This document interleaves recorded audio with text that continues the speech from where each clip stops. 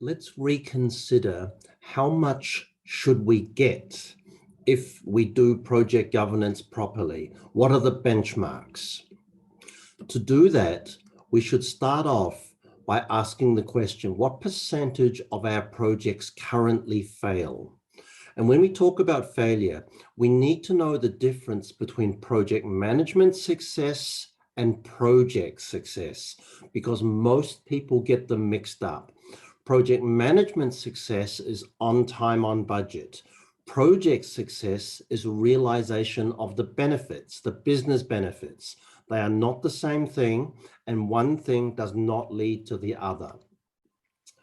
So if we take Standish as a starting point, this is a picture of projects that come in on time and come in on budget since 1994 through to 2009. Now, we could have updated it, it's improved very slightly, but overall, about 30% of projects come in on time, on budget. And projects that fail completely, they get cancelled before they even go live. You can see that it got worse from to 1996, got better again through to 2002. And the best we've seen so is 15% of projects get cancelled, they fail.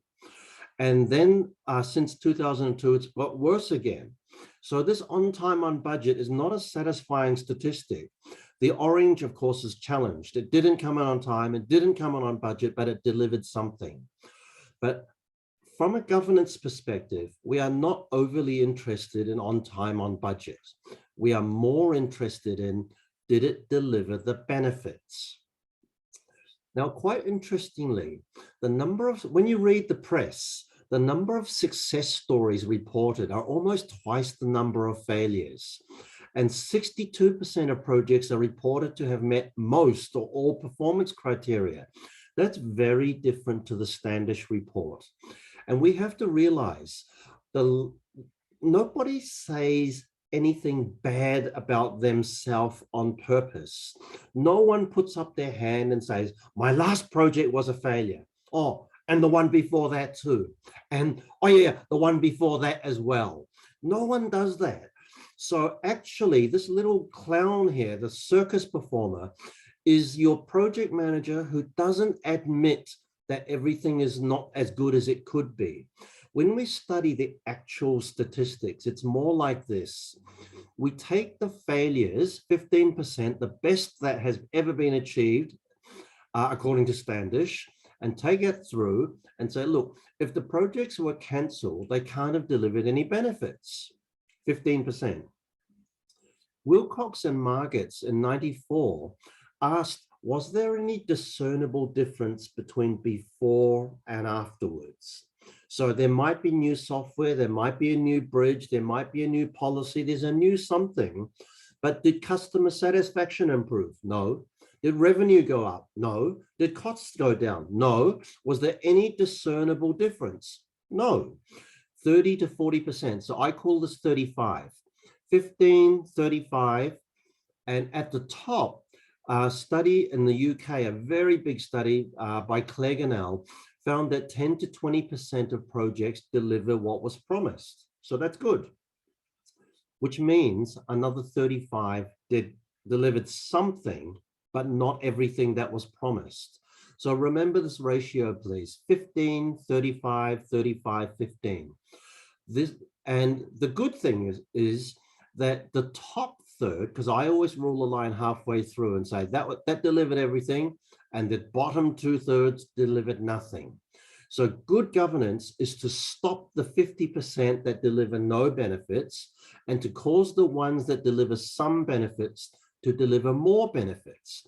The good news is that if we spend $10 million, we get 13. This is the ratio at the moment. But what that actually means is one good dollar produces 4, whereas one bad dollar delivers nothing, delivers 0. This is the current benchmark. So let me show you this as a table. Before I do, my statistics are based on IT projects. But when we look at mergers and acquisitions, 3/4 lose money. Most large capital projects fail to live up to expectations. Marketing, most of them are abandoned in a few years. And when you try to get into a new market, manufacturing plants, 70% are closed in the first decade. So it's not just me and my research with IT projects. These statistics were produced by Daniel Kahneman, and who is a Nobel laureate.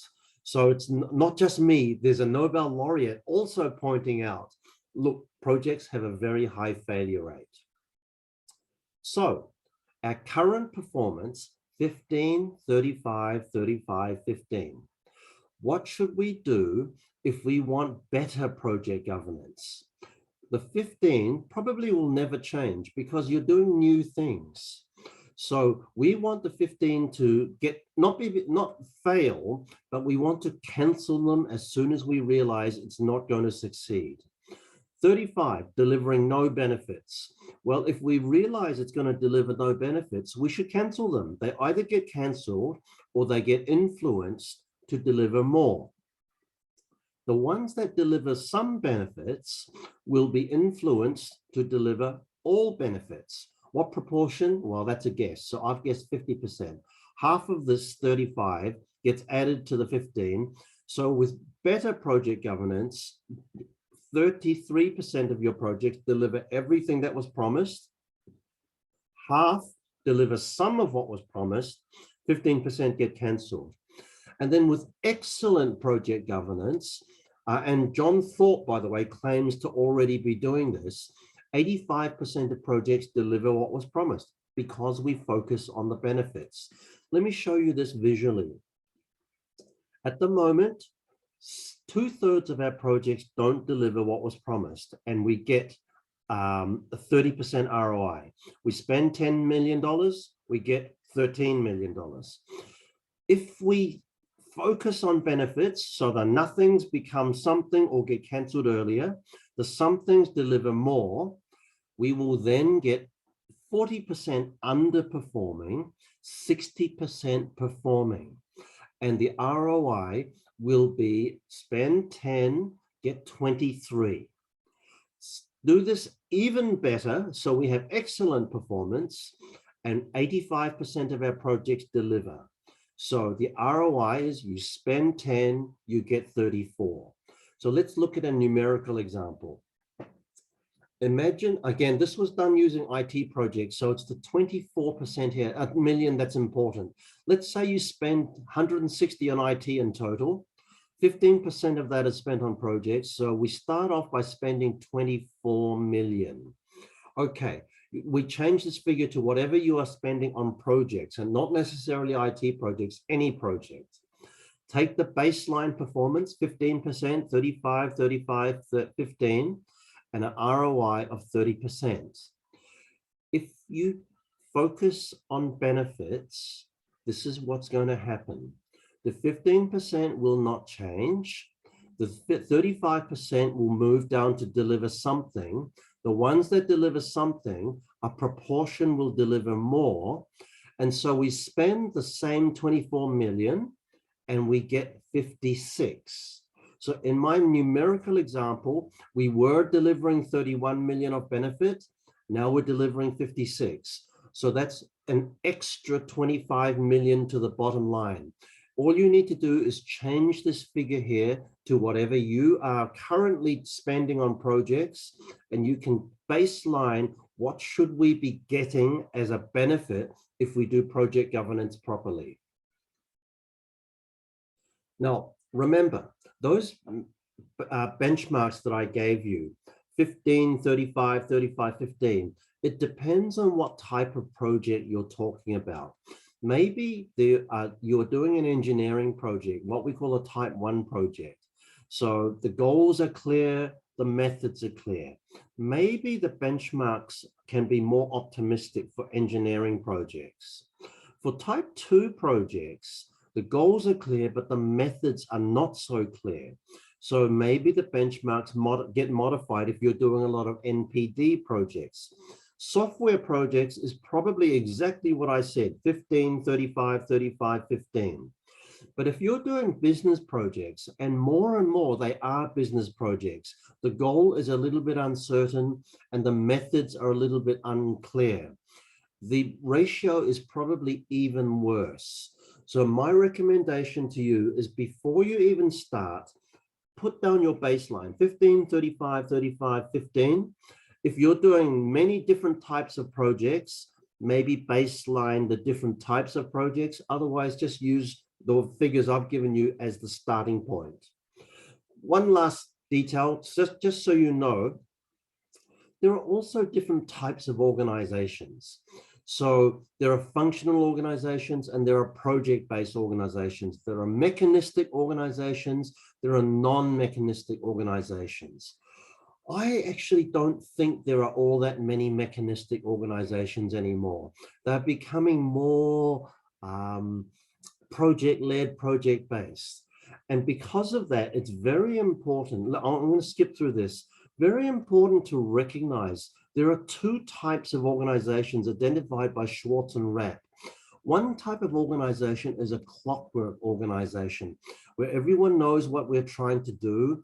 We cooperate without friction. People are basically happy. Their level of anxiety is low, and management of problems are easily solved with proper techniques. We would all love to work for a clockwork organization, but the reality is most of us don't. The opposite extreme is a snake pit organization. Everything's always falling apart. Your first concern is to make sure it doesn't fall on you. No one really knows what's going on, but everyone wants to know because there's danger in not knowing. And people deal with each other with little pleasure and considerable suspicion. Anxiety and stress are constant. Management problems are intractable. Managers feel well if they can make it through the day. So hopefully your organization is not like that. But I bet you most of us live somewhere in the middle, not on the right, hopefully not too far on the left. But if we live on the left, doing a project and doing governance is very tricky. We need to keep many pipelines of information open. We need to identify the corridors of power. We need to know, when do we get an opportunity to do something? When the opportunity is there, we move. And if the opportunity closes, we come back. So it's very organic. It's very responsive to the political environment.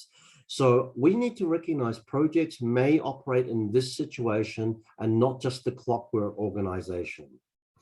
So portfolio management has to be customized for your organization and your type of projects. So let's stop this particular topic and move on to the meat of today's lecture. We're going to talk about formal governance using software in a PMO, and we'll talk about informal governance after that.